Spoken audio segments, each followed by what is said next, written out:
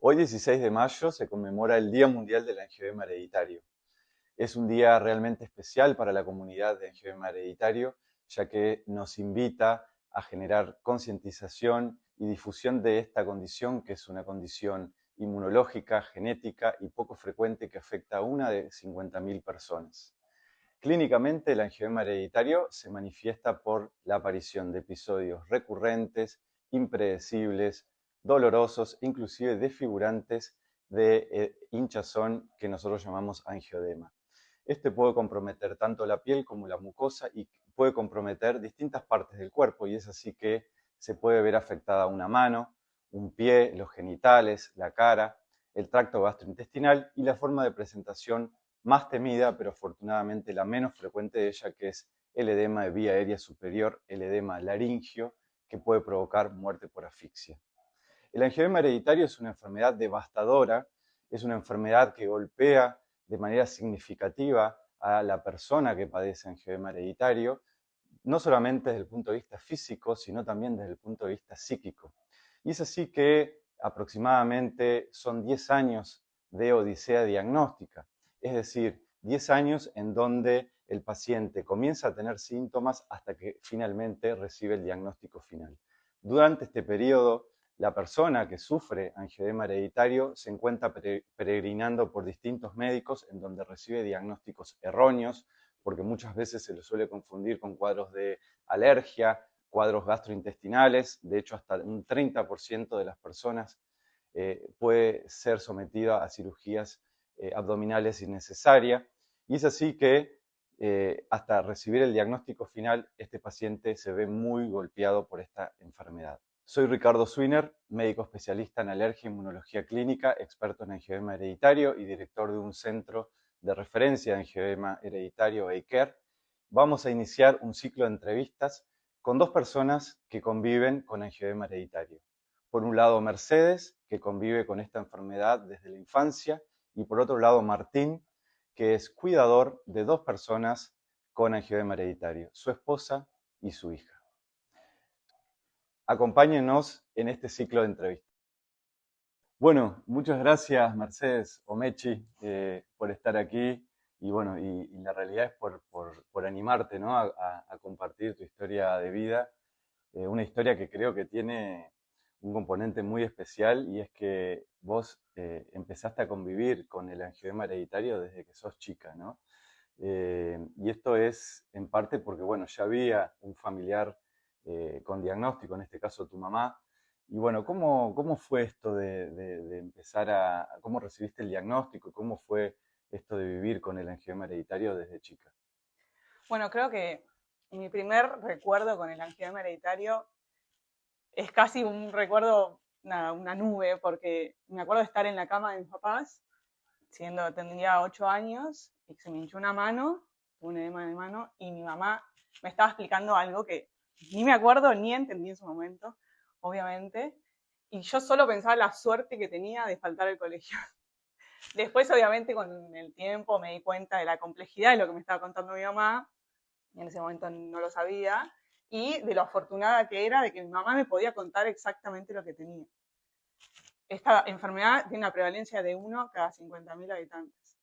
Entonces, era muy difícil si yo caía una guardia de un hospital con una mano, con un edema de mano, que ese médico que me atienda supiera que yo tenía una enfermedad poco frecuente llamada angiodema hereditario. Pasaron los años, estuve mucho tiempo teniendo un edema por año, que es muy poco. Casi siempre era de partes blandas, las manos, los pies, el codo. Pasaban los días y nada, yo seguía con mi vida normal. Después se empezó a complejizar un poco más, ya llegaba a la facultad, empezó a tener episodios más recurrentes, empecé cada 4 meses, cada 3 meses, cada 2 meses, hasta terminar en una vez por semana. Y eso, bueno, trajo de por sí ciertas cosas de mi enfermedad, como miedos, preguntas, ahí sí querer saber un poco más de qué se trataba, y además empezar a darme cuenta cómo yo podía controlar mi propia enfermedad. Pasé de ser una niña con una mano hinchada, diciendo buenísimo, falto 5 días del colegio, a ser una mujer embarazada, pasándome un remedio, un concentrado intravenoso cada 4 días, con mi marido ayudándome, teniendo discusiones con las obras sociales para tener acceso a la medicación. Pero bueno, si vos me preguntás cómo fue mi relación con el diagnóstico, la verdad es que no la recuerdo, porque yo casi que nací diagnosticada.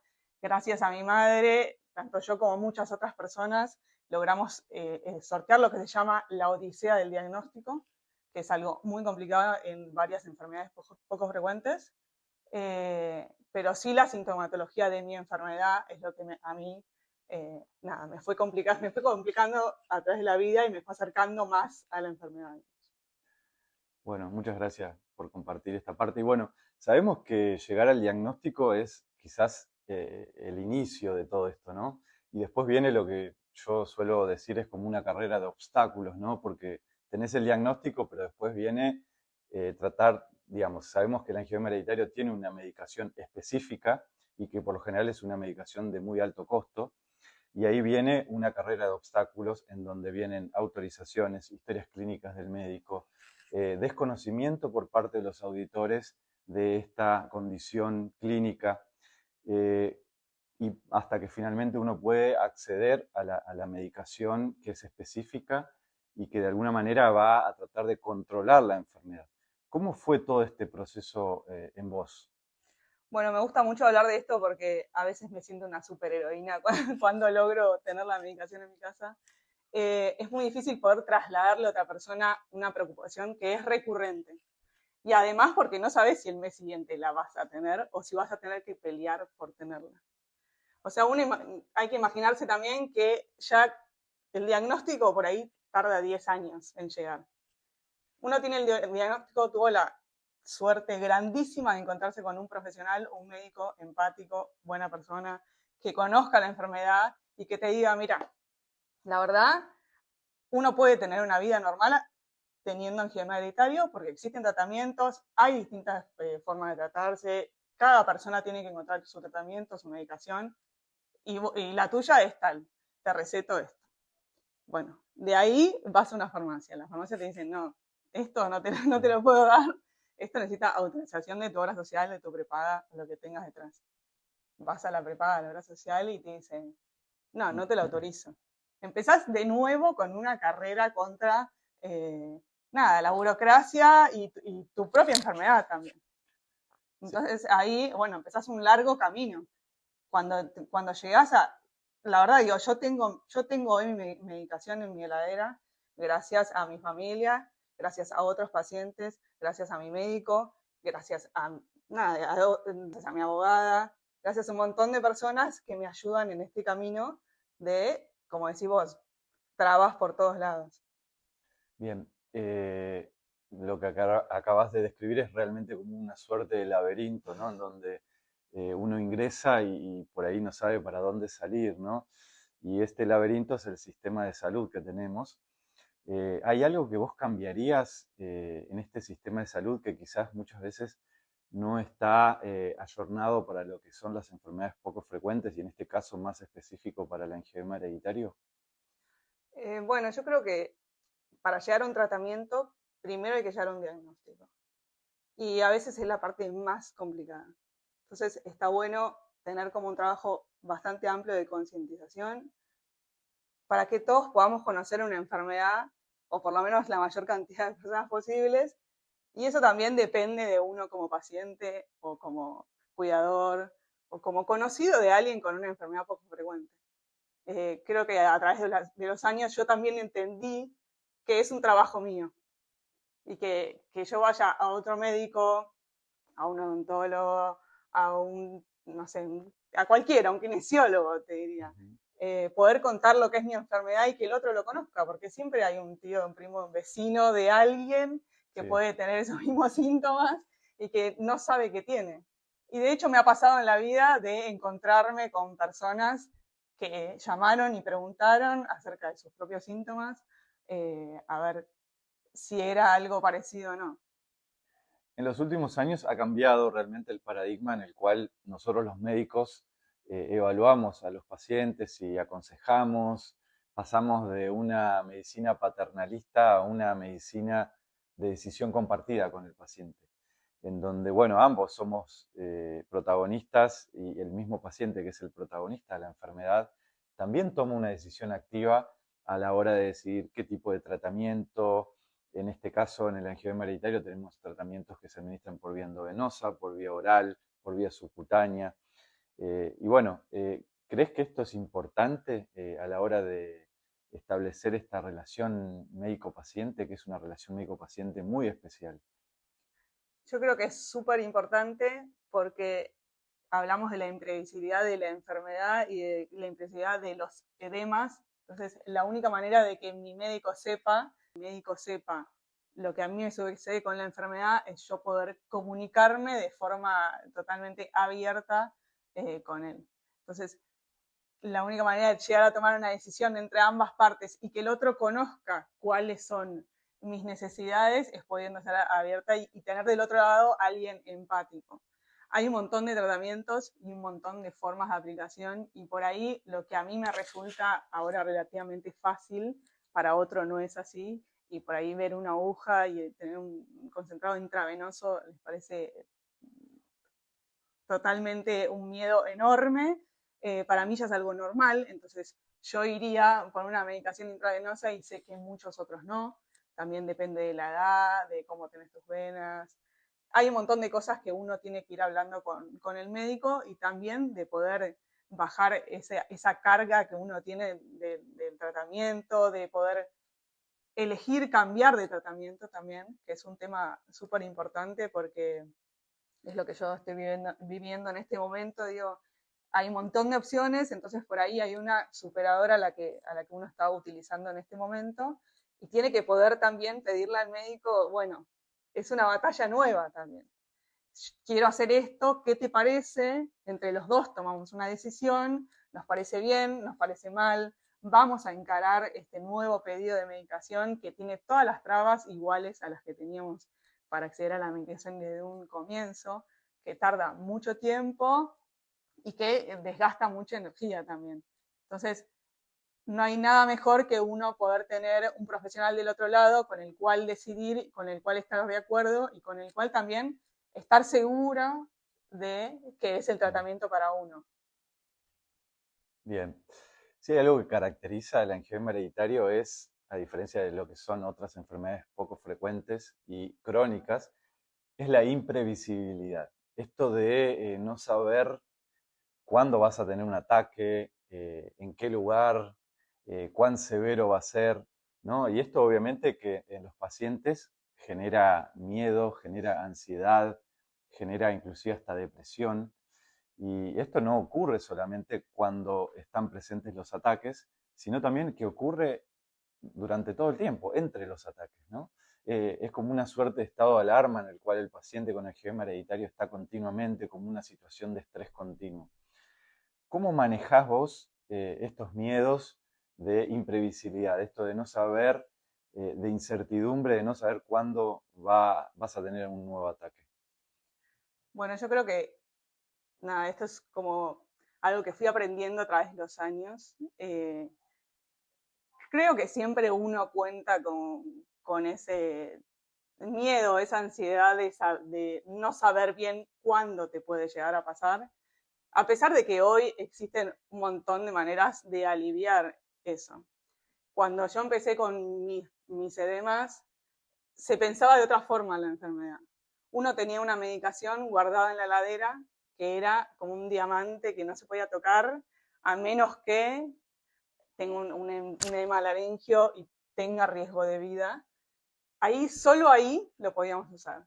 Entonces, para también entender con la carga que vengo teniendo desde chiquita, digo. O sea, yo tenía mis edemas mayormente son de panza, entonces el dolor es tremendo. O sea, yo viví un parto vaginal y sé lo que es una contracción y lo puedo comparar con ese dolor.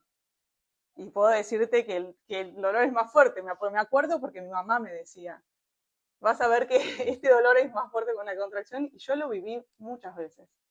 Entonces, esos miedos todavía quedan en mí. Y bueno, a través de los años empezó a cambiarse la manera de usar la medicación.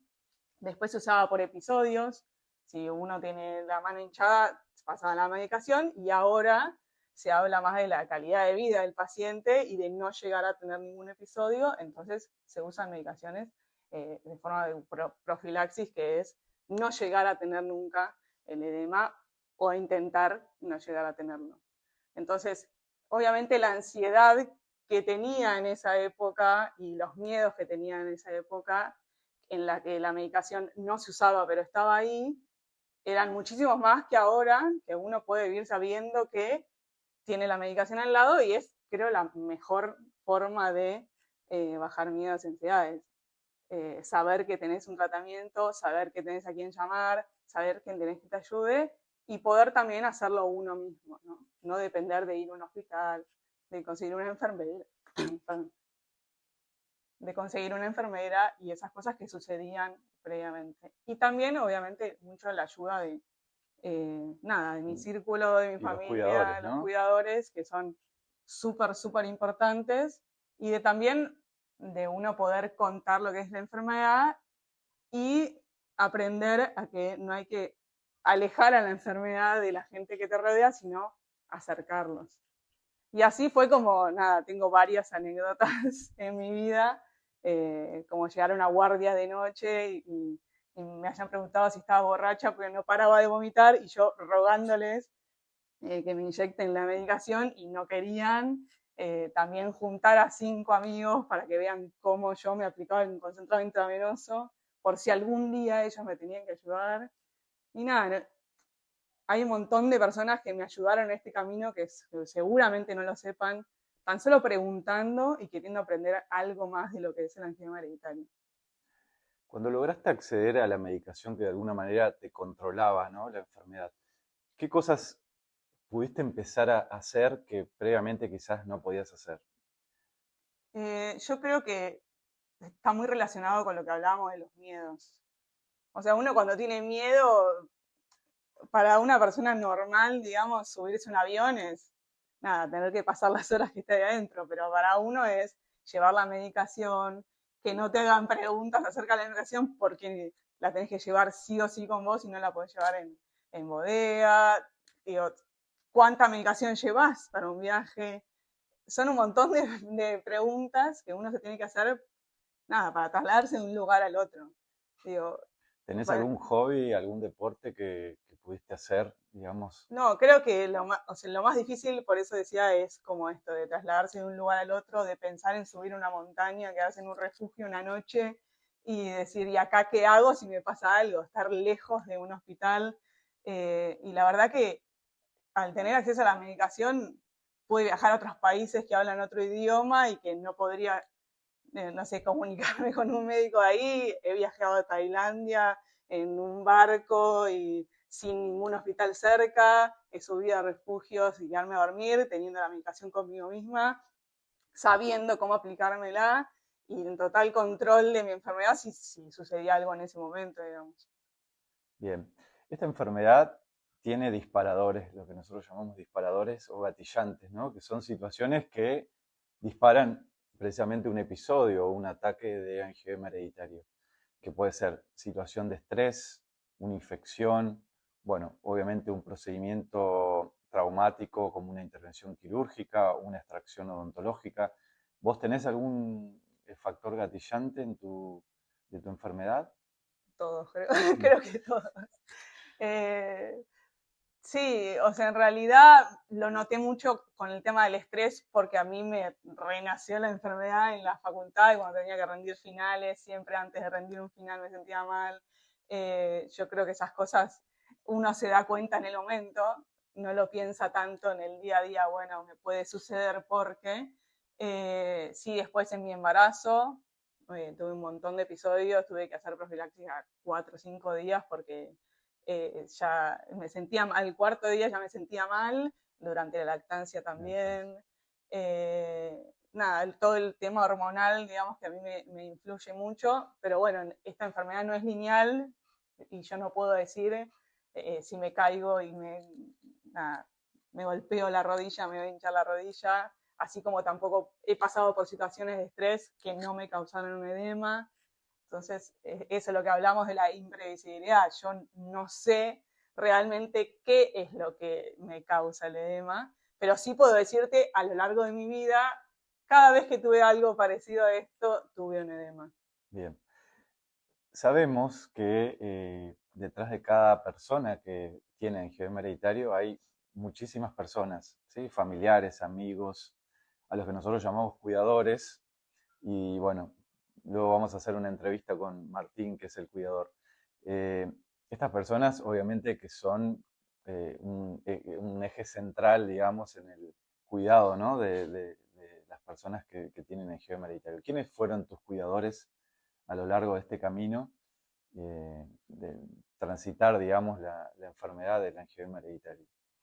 Bueno, yo creo que mi gran aliada en esto es mi mamá, que bueno, ella fundó la Asociación Argentina de Angioedema Hereditario, pero creo que ella claramente es mi mayor referente en el tema, pero a la vez mi familia, agrandada a mi madre, siempre estuvo ahí para ayudarme, siempre estuvo desde, digo, la anécdota de pasarme por primera vez un concentrado intravenoso, que habíamos hecho un curso de cómo pinchar una vena, todos juntos en un hotel en Australia, porque yo no paraba de vomitar y me estaba sintiendo realmente muy mal, y dijimos, bueno, este es el momento, pero si yo pudiera sacar una foto desde arriba de ese momento, la verías. A mi mamá con el tacho de basura al lado con una bolsa porque yo no paraba de vomitar.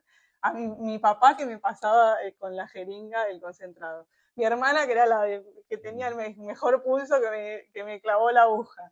Mi otra hermana, no sé, casi que filmando, te diría esta situación porque era de locos, pero creo que eso representa el acompañamiento que tuve de mi familia desde como que todos crecimos con esa enfermedad, a pesar de que obviamente, nada, mi mamá, mi hermana, yo, mi abuelo la tenemos, o sea que ya nacimos con esa enfermedad en la familia. También todos los demás, nada, preguntando cómo estamos, acompañando en esos momentos, aprendiendo a inyectarse, nada, entre todos hicimos un equipo y después obviamente que lo agrandé a mis amigos que me preguntaban, que aprendieron, que me vieron, mi pareja, mi marido ahora que es casi enfermero, mis hijos que entienden, que me ven, que me miran cuando me pasan concentrado, que me preguntan. Yo creo que todo, sin ese equipo es muy difícil porque ya acceder a la medicación creo que hubiera abandonado 50 veces si no fuera por tener a alguien atrás que me diga, dale, vos podés. Entonces, desde acceder a la medicación hasta aprender a cómo tratarte, hasta entender a veces que no hay que tener vergüenza, sino que hay que pedir ayuda. Nada, ahora soy como una predicadora de la enfermedad que va por la vida enseñándole a los demás de qué se trata. Bueno, el angioedema hereditario sabemos que es una situación que de alguna manera genera resiliencia, ¿no? Una situación en donde, bueno, uno a través de la adversidad te va moldeando, ¿no? Te va generando esta resiliencia para poder salir adelante y de tratar de ver quizás de lo malo cosas buenas, ¿no? ¿Te pasó esto, ¿no? De tratar de ver esta parte y cómo moldeó, digamos, esta enfermedad, te moldeó a vos, digamos? Yo creo que esta enfermedad tiene mucho que ver con mi forma de ser. Eh, Creo que también me mostró y me hizo apreciar un montón de cosas de la vida y de lo que tengo, porque, nada, tener una madre que te acompañe así, que haga todo el esfuerzo que hizo en su vida para que vos estés bien, ahora que soy mamá lo entiendo. O sea, probablemente antes no lo entendía de esa manera, pero ahora que soy mamá lo entiendo y también me dejó a mí un mensaje de cómo hay que enfrentar estas cosas. Después, obviamente, de resiliencia y empuje y garra, de tengo algo, pero lo tengo que controlar, empatía, querer ayudar a los demás, porque yo en su momento aprendí todo esto, pero seguramente hay alguien que lo está empezando a aprender. Entonces, siempre predispuesta a pasar un concentrado si alguien lo necesita, pasar la medicación, siempre predispuesta a hablar del tema, a contar mis experiencias, a mostrarme vulnerable al respecto, porque es una realidad y todos los vivimos.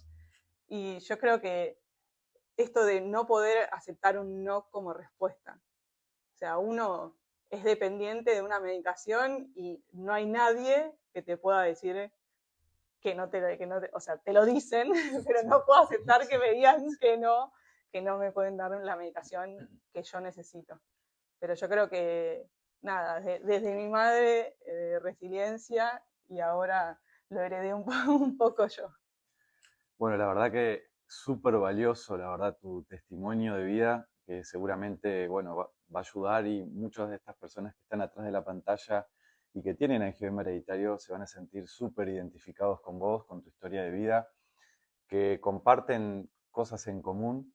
Y bueno, para cerrar esta entrevista, me gustaría que le hables directamente a ellos, a cada una de estas personas que quizás una madre que recibió el diagnóstico reciente de que su hijo tiene la enfermedad, o un cuidador, un padre que quizás no sabe cómo manejar la enfermedad. Me gustaría que mires a la cámara y le digas a ellos, les des consejos y qué harías vos para ayudarlos. Bueno, creo que mi mayor consejo es encontrar un profesional que los acompañe, con el que puedan tomar decisiones y puedan encontrar el tratamiento justo, porque hay muchos pacientes que hoy en día se están olvidando de que tienen la enfermedad por tener el tratamiento indicado. De esa manera vamos a bajar cualquier tipo de ansiedad, miedo y todo lo que conlleva tener una enfermedad poco frecuente. Después saber que uno nunca está solo, que tiene que apoyarse en los demás, en la familia, en los amigos, en todos los que los rodean, porque son un gran soporte. Saber que a pesar de ser una enfermedad poco frecuente, tenemos un montón de tratamientos y además hay un montón de tratamientos siendo estudiados en otros países que son muy, muy, muy prometedores y que van a mejorar un montón nuestra calidad de vida. Así que no bajemos los brazos, tengamos la medicación, que es lo más importante para nosotros, y sigamos para adelante. Bueno, bienvenido. Muchas gracias, Martín, por estar aquí en este ciclo de conversaciones. En este caso, bueno, nos toca hablar del cuidador, ¿no?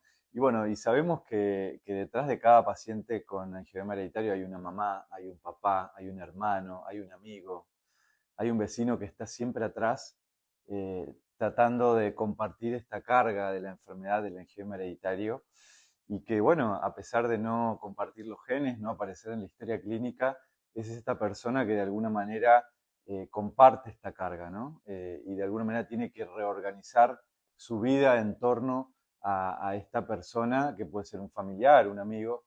En tu caso, vos sos cuidador multiplicado por dos, porque sos el cuidador de tu esposa, de Marie, Sí, y asimismo sos el cuidador de tu hija, Emma. sí. Bueno, ¿cómo es tu experiencia siendo cuidador? Bueno, tuvo distintos momentos. Eh, lo primero que pensaba al escucharte es que sin querer es una decisión. En algún momento yo tuve que decidir que esto me pasaba a mí también y qué iba a hacer con esto. Eh, y eso te ayuda, creo, bueno, a ver cuál es tu lugar, porque yo no tengo la enfermedad. Tuve que aprender mucho, escuchando, pero no me pasa nada a mí en el cuerpo. Eh, entonces, bueno, eh, tiene su cuota de, ¿viste?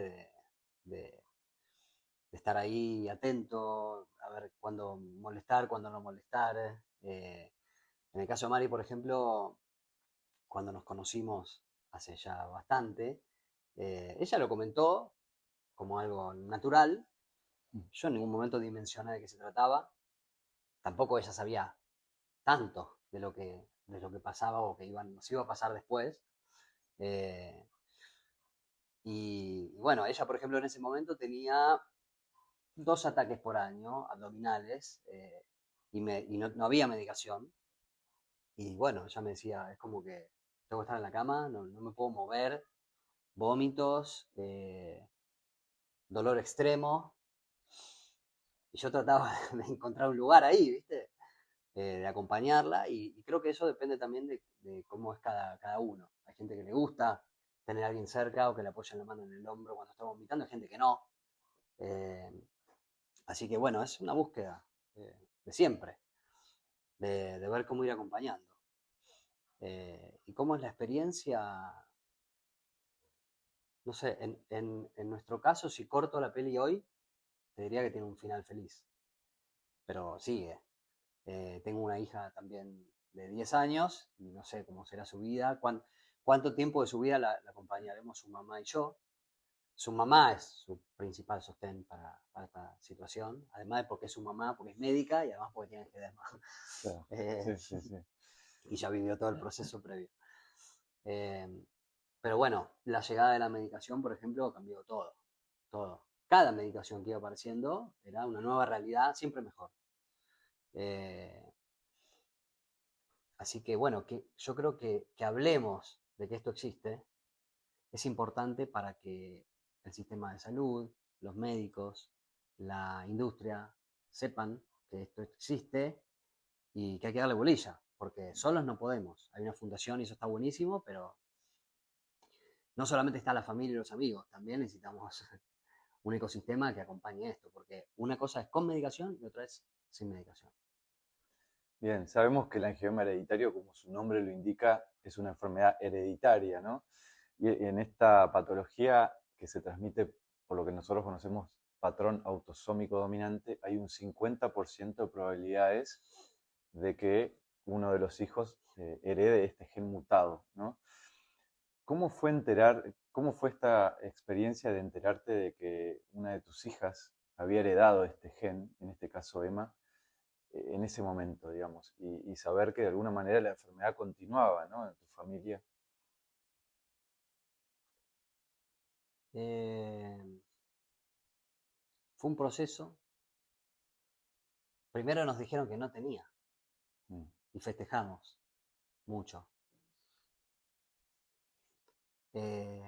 Y después vimos que tuvo un episodio y los que convivimos con el angioedema nos damos cuenta ya a esta altura que es y que no. Cuando a mí me describe alguien cómo es el síntoma, yo ya poquito me puedo dar cuenta. O por ahí mi hija Emma o Mari me dicen, me duele la panza. Pero como angioedema le digo. Y ya me dicen sí o no. Ah, ok, bueno, entonces por ahí anda al baño. ¿Viste?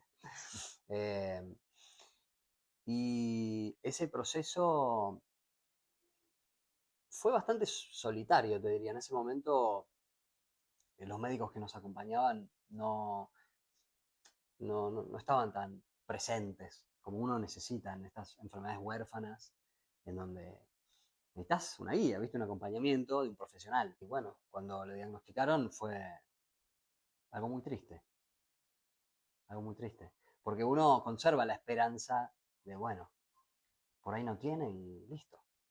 Por lo menos listo el angioedema, porque después está todo lo demás de la Sí. vida. Eh, pero también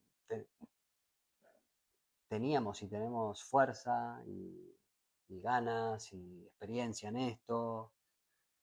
Y bueno, lo asumimos como lo podemos resolver. Así como te digo, me puse triste cuando nos enteramos, pero también con la esperanza y la energía de que lo podemos manejar y que la vida de Emma iba a ser maravillosa, cosa que lo es. Bueno, también te enojás, te frustrás. Por ejemplo, me acuerdo un cumpleaños de Emma, de 6-7, que si bien nosotros los síntomas los manejamos siempre bien, porque teníamos medicación y yo trato de balancear un poco la mirada de afuera o más desde mi perspectiva. Creo que hacemos un buen equipo, eh, pero para el festejo del cumple, la noche previa tuvo un ataque, se le inflamó la cara y le dimos la medicación, pero inició el cumpleaños y ya tenía los dos ojos hinchados. Y ver el cumple de tu hija con todos los amiguitos invitados que no saben que Emma tiene esta enfermedad, tenían 5, 6, 7 años, y ella con los ojos hinchados, ¿viste? Uf, no era fácil. Y están las fotos y cada vez que la Sí. miro Es muy difícil. es muy difícil, sí. Y hablando ya que estamos hablando de Emma, Pero te quiero decir algo, Sí. ella como niña sí, ni se enteró. ni se enteró. Ni se enteró porque nosotros también Ayudaron ayudamos a que hoy lo importante es el cumpleaños. Porque Claro. cuando tenés un síntoma de los de angioedema, lo más importante en tu vida, según lo que yo veo, es eso, es ese Es síntoma. Y nosotros tratamos de, bueno, resolverlo rápido y poner el foco donde realmente pensamos que iba en ese momento, que era el cumple. Claro. Y hablando de Emma, precisamente, ¿por qué le pusieron Emma de nombre? Es una buena pregunta. Se lo pusimos porque nos gustó, hicimos todo un estudio de nombres, como hacen los padres modernos. Pero hay una anécdota que Emma, cuando empezó a descubrir que era esto, pensaba que la enfermedad se llamaba por ella, que era angioedema, no angioedema, angioedema. Y bueno, como vos sabés, yo soy psicólogo además de cuidador. Bueno, no puedo evitar pensar cómo a veces estas enfermedades crónicas, pesadas, bueno, viste, uno corre el riesgo de que tomen toda tu identidad. Y Emma me estaba diciendo que la enfermedad se llama por ella. Claro. Es como que yo veía... Como que de alguna manera la definía ella tener angioedema. Sí, sí. Y es así también, en parte. Porque también Emma y todos somos otras cosas. Entonces, como te digo, con mi esposa creo que hacemos un buen equipo porque cada uno trae lo que ve y si hay diálogo entre nosotros, para cualquier cosa, pero para esto en particular, con su enfermedad y con la de Emma, bueno, es más fácil tomar decisiones. Después te equivocás o acertás, pero tomamos en equipo la mejor decisión que pudimos con la info que teníamos en el momento, ¿no? Y nosotros hablamos de estas cosas. A veces nos reímos con Mari porque vamos caminando en la playa al borde del mar, ¿no? Como cualquiera. ¿Y de qué habla la gente? ¿Qué sé yo? Cada uno habla de lo que le parece. Y nosotros también hablamos de esto. Che, ¿qué te parece? ¿Viste cómo reaccionó? Y vamos tomando decisiones consensuadas y charladas. Bien. Bueno, vos sabés que ser cuidador no es para nada fácil. Vos lo vivís en primera persona, ¿no? Y sabés también que a mí me gusta llamar a los cuidadores los pacientes silenciosos o los segundos pacientes, ¿no? Porque de alguna manera comparten esta carga, ¿no? Que es lo que hablábamos al principio. Y bueno, yo creo que para poder cuidar, primero te tenés que cuidar a vos, o sea, cuando sos cuidador, ¿no?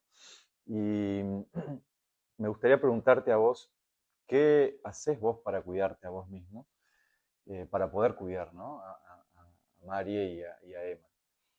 Y si crees que esto es importante, ¿no? Sí, sí, obvio. Creo que lo es. Siempre pienso en que si voy en un avión y de repente pasa lo más temido, que es que te habla el capitán a cargo y toca un botoncito y caen de arriba las mascarillas, que nunca me pasó, pero si pasa, creo que todos nos asustaríamos. Lo primero que te dicen es, vos, la primera mascarilla te la pones a vos y después ayudás a los demás. Creo que es una metáfora que resume un poco lo que decís, ¿no? Y además, para mí, en esta enfermedad, por lo menos, con la experiencia que yo tengo, el rol del cuidador es mucho de sostén. Hay que sostener cosas pesadas. Porque el que tiene la enfermedad necesita que lo sostengan a veces. Y para sostener hay que tener los pies bien plantados, ¿no? Para sostener algo pesado. Entonces, creo que a veces tener un poco de perspectiva y tener tus momentos. O sea, viste cuando hay enfermedades crónicas que el cuidador queda muy capturado por el enfermo y uno le pregunta, ¿y qué haces vos? No, pero que estoy acá cuidando. Ah, y no sé, y nada más, ¿no? Bueno, tener tus espacios, tener tus cosas, tomar distancia en el buen sentido, ¿no? Que sea, hacer tu actividad y volver, siempre te da una distancia diferente. A mí por lo menos me ayuda a tratar de encontrar un equilibrio, un punto intermedio cuando hay que cuidar, tomar decisiones, resolver rápido. Eso, qué sé yo, lo normal y lo que cada uno necesite. ¿Tuviste que relegar alguna actividad en tu vida diaria o algún sueño o alguna actividad, algún hobby por ser cuidador o, por ejemplo, no poder asistir a algún evento social con amigos porque tenías que de repente quedarte Por cuidando supuesto, a tu hija o a tu mujer? sí. ¿Te pasó esto que esto le ocurre a todos los cuidadores o a casi todos los cuidadores que de alguna manera tienen que reorganizar su vida en Sí, torno a este cuidado, ¿no? Del cual se hacen cargo? sí, sí, obviamente, claro. Sí. Y después hay cosas que, bueno, vos dijiste algún sueño o alguna actividad, actividad seguro.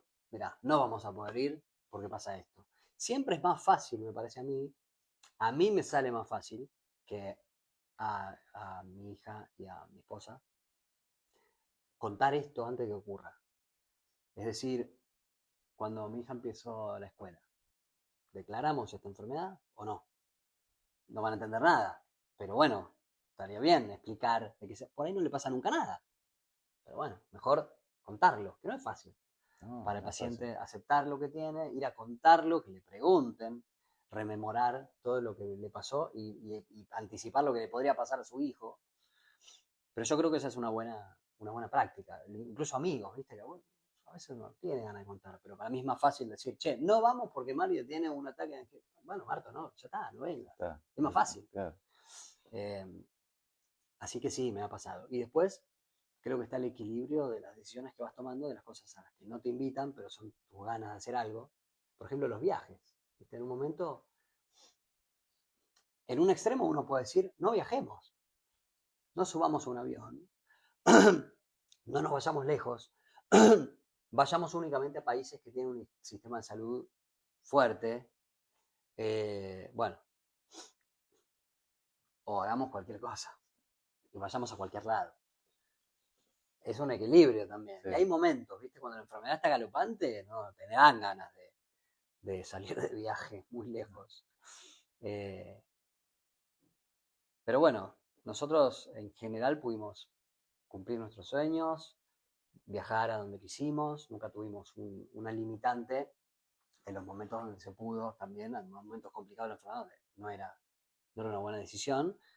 Y bueno, y siempre es una búsqueda, o tomar recaudos, ¿viste? Si vas a un lugar que por ahí podés tener alguna complicación y menor calidad de asistencia, bueno, saberlo. Bien.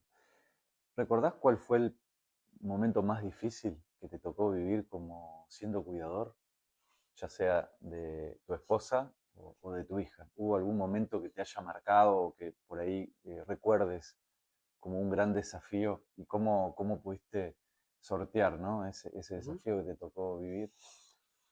Muchos, Mucho. no es uno, No es uno. lamentablemente. Por ejemplo, bueno, Mari tuvo edema de glotis.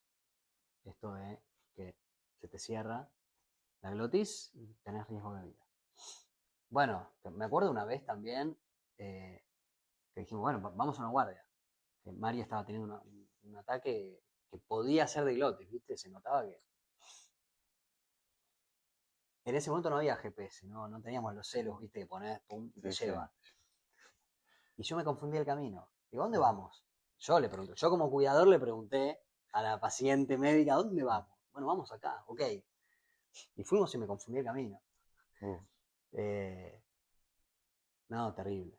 Hoy nos reímos, es una anécdota más, porque llegamos bien, está bien, estamos en la ciudad y era cerca, pero yo no estaba Pero en ese preparado. momento, obviamente que si te demorabas, por ahí Nunca sabés. no sabes. No, pero imagíname a mí, Sí, sí, manejando, sí, sí. rápido. Yo me despisto rápido en la ciudad, dándome cuenta que me perdí. Y diciéndole a alguien que está sufriendo dolor, che, ¿agarré bien? Y puteándome porque no agarré bien, ¿viste? Lo grato no es. Después te reís en equipo, ¿no? Esa fue una. Después, por ejemplo, bueno, una vez viajamos a Brasil con Emma, no teníamos otras hijas en ese momento, solo Emma, y era Brasil y hacía mucho calor. Y Emma empieza a acusar como un dolor en la ingle. Bueno, no era para nosotros eso señal de nada. Después aprendimos que en su caso sí, que cuando ella tenía un dolor de ingle, eventualmente le Tenía un bajaba la ataque. presión. Estaba teniendo un ataque y le bajaba la presión y se desmayaba. Y bueno, estábamos ahí, viste, en medio de un hotel, ya habíamos dejado la habitación, estábamos saliendo y se nos desmayaba en brazos. Yo me acuerdo, Marie, eso fue una situación border. Mm.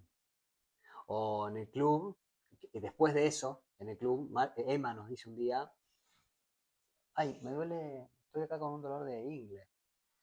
Y todo esto con nosotros, porque imagínate si le pasa en la escuela o en otro lado, ¿no? Y nosotros ya con Mari nos miramos y dijimos, hay que moverse rápido. Y nos fuimos ahí un costadito y le empezamos a pasar medicación y en eso Emma dice, me parece que me estoy quedando ciega, porque se le estaba apagando la tele, ¿no? En términos coloquiales, ¿viste? Empezó a... Rápido resolvimos y no pasó nada. Pero son momentos muy límites. Muy límite, sí. Uh-huh. Ya lo creo. Me acordé de esos. Seguro hay otros. Seguro, seguro. Bueno, en la introducción te presenté solamente como Martín Cuidador, Pero pero soy otras cosas también. pero sos otra cosa. Sos, entre otras cosas, sos Martín psicólogo. ¿Sí? Sí, mil cosas más. Sí. Y bueno, un poco para ya finalizar esta conversación, Uh-huh. en donde vos compartiste, creo, de manera muy gráfica tu experiencia muy detallada de estos episodios, ¿no? Me gustaría que si le puedes dar consejos, tips a cuidadores, ¿no? Que están atrás de esta pantalla y que quizás es una mamá, un papá, como decíamos, algún familiar, algún amigo, de cómo pueden ayudar, ¿no? a estas personas que realmente padecen y sufren el angioedema hereditario. ¿Qué consejos les podrías dar vos? Bueno, pienso que cada situación es distinta, ¿no? Cada forma del angioedema, cada familia, cuando la hay, es distinta. Entonces, me es difícil dar tips, ¿viste? Concretos y aplicables a todos. Pero bueno, si me preguntás algunas cosas, algunas las hablamos, creo. Por ejemplo, lo de la mascarilla en el avión, me parece una buena metáfora para pensar esto, ¿no? Primero uno tiene que estar bien y estar cuidado y tener su perspectiva y tener sus momentos y para no quedar atrapado a veces en situaciones y poder aportar algo distinto, que es a veces una visión externa, distinta. Después, por otro lado, yo tuve que aprender mucho. En un momento es una decisión, como contaba al principio, bueno, listo, voy a decidir hacer esto y es, bueno, aprender, estudiar, escuchar, conocer los síntomas. Eso creo que siempre ayuda. Después, por otro lado, a mí me sirvió, o a nosotros nos sirvió, aceptar lo que pasa. Esto pasa. Y es así, es tu cuerpo y es algo que pasa. Cuando lo aceptamos es como que, bueno, ya pasamos nosotros a otra etapa. Ya no nos peleamos con que qué mal, qué pena justo ahora, mira vos, mirá si pasa mañana. No. Es como que damos vuelta a la página y ya estamos Y avanzás. tratando de vivir de otra manera y avanzando. También validar. Capaz que uno está por salir al club o al aeropuerto y de repente, ay, me duele la panza en el momento menos oportuno. Bueno, sí, me duele la panza. Y hay que aceptarlo, validarlo, escuchar y, bueno, sí, atender eso. Creo que el otro también se siente más cuidado cuando se siente aceptado y reconocido y no que le andan cuestionando si lo que le pasa será realmente así, o si no será un exagerado lo que le pasa, ¿no? Así que eso me parece importante. Siempre hay un trabajo doble, pero primero uno y después para el otro. Si yo no aceptase que nos pasa esto como familia, bueno, es difícil pedirle a otro que lo haga. Después, a mí me parece, en general, ahora no tanto por la disponibilidad de la medicación, pero en general me pareció siempre una enfermedad muy cercana a la incertidumbre. Muy difícil saber cuáles son los triggers, cuándo va a pasar, si está pasando. A veces hay que esperar, ¿viste? Llamás al médico o vos mismo ya conocés. Esperemos. Creemos. Claro, Hay pródromos también. sí. Situaciones que te anticipan que va a haber un ataque. Bueno, como lo de la ingle de Emma, La para ingle nosotros ya es un aviso. o el eritema marginado también. Pues sí, sí, hay ciertas cosas que te van dando una pauta. Pero hay muchas veces que no. Muchas veces. O esa situación en donde no sabíamos que era angioedema. Y no supimos si lo fue. O tal vez era. Entonces, bueno, la incertidumbre es parte de la vida, pero acá se te juega la salud. Entonces, para mí tratar de pensar conscientemente cómo uno es con la incertidumbre y qué recursos puede desarrollar para abordar la incertidumbre, bueno, siempre me parece importante tenerlo presente. ¿Viste? Por ejemplo, cuando vos vas a tomar decisiones hay 3 niveles en general, o uno lo puede pensar así. Un primer nivel arriba en el triángulo que vos no podés controlar. Un segundo nivel en donde yo puedo influir sobre lo que va a pasar y otro nivel en el que yo sí puedo controlar. Entonces, bueno, esta enfermedad muchas veces te presenta en situaciones donde vos no podés controlar lo que va a pasar. Hay otras que podés influir y prepararte y ver y tomar una decisión, no hagamos esto o lo otro. Y hay otras que sí podés controlar. Pero bueno, tratar de, por ejemplo, si yo cuando tenía que ir de urgencia a la guardia, porque Mari estaba teniendo un edema de glotis, que había tiempo, no era a las corridas, pero era importante, hubiera estado más preparado frente a esa situación de incertidumbre, bueno, hubiera sido mejor. Por ejemplo, tener la ruta de dónde estoy, a qué lugar puedo ir Claro. y recordar cómo llegar, ¿viste? O tenerlo anotado, lo que a mí me sirva para poder abordar una situación de imprevista en donde uno pierde a veces la noción habitual. Y después, yo creo que esto también, en este tipo de enfermedades, no es solamente lo que le pasa al paciente, sino que es algo que colorea todo el sistema. Con sistema quiero decir la familia, los amigos, el trabajo, profesionales, los hobbies, todo lo que es parte del sistema de esa persona se ve coloreado por esta situación. Digo coloreado porque a veces puede estar teniendo un color gris y a veces verde, pero que está coloreado por esta situación, sí, aunque a veces nos olvidemos o no querramos aceptar tanto, que esto también es parte de nuestra vida. Entonces, yo creo que si uno lo piensa así también, podés estar más preparado o tejer una red mejor. Por ejemplo, me acuerdo de una situación en la que Marie se estaba inyectando sola, endovenoso, una medicación, y estamos en una etapa, que era una etapa de embarazo y demás, y se inyectaba cada 2 días. O sea, una vez que bajaba el efecto de la medicación, el angioedema volvía, y así, mucho tiempo. Esa fue una situación límite también, límite, porque en un momento las venas no te dan. ¿Y qué hacemos?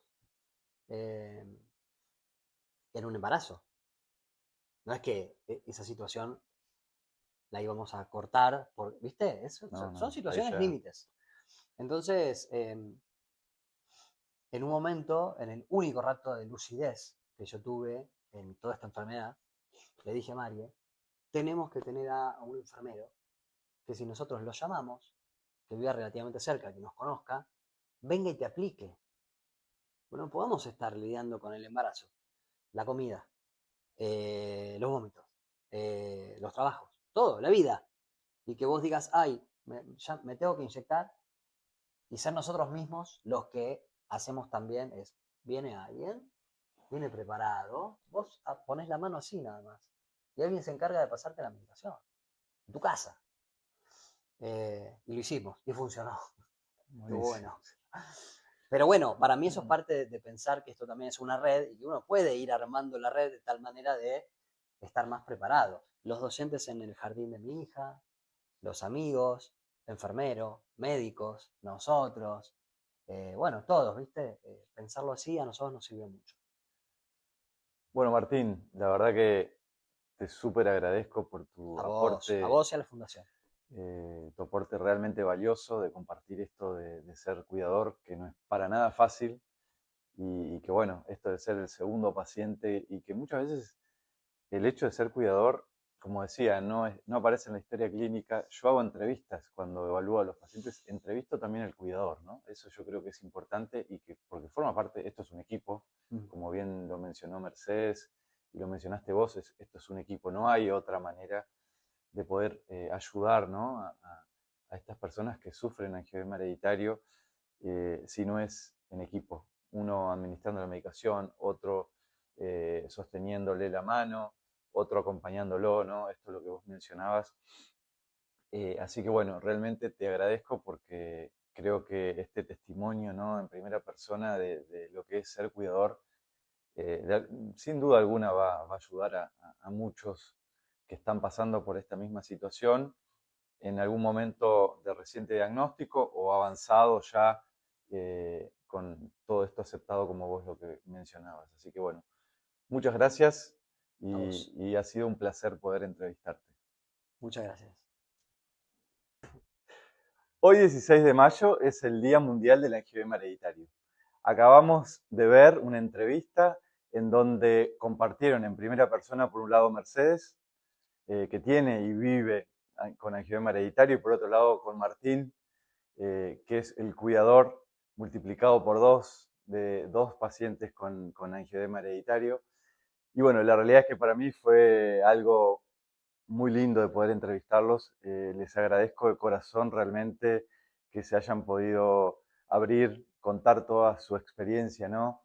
Cada uno desde su posición, ¿no? Vos, Mechi, viviendo con angiodema hereditario, y vos, Martín, estando siempre ahí al pie del cañón, ayudando, observando, administrando medicación, bueno, en fin, todo lo que vos contaste, que son enormes las tareas y un montón las tareas que hace el cuidador. La realidad es que creo que la conclusión, ¿no? que a la cual llegamos después de esta entrevista es que, por un lado, primero, si sospechás que algún familiar podría llegar a tener angiodema hereditario, no dudes en contactarte con un especialista en alergia e inmunología y experto en angiodema que te va a ayudar a llegar al diagnóstico, que es el punto de partida. Y en segundo lugar, bueno, entender que cuando te dan el diagnóstico de angiodema hereditario es el punto de partida, y que hoy por hoy el futuro es muy promisorio. Hay muchísimos tratamientos nuevos y mejores tratamientos que van a ayudar a que nosotros podamos controlar de alguna manera esta enfermedad, que como la mencionamos es una enfermedad devastadora para muchos de los pacientes. Así que bueno, hay futuro, hay esperanza, y quiero particularmente que sepan que no están solos, sino que estamos nosotros aquí para poder ayudarlos. Muchas gracias y muchas gracias. Escúchenos. Muchas gracias.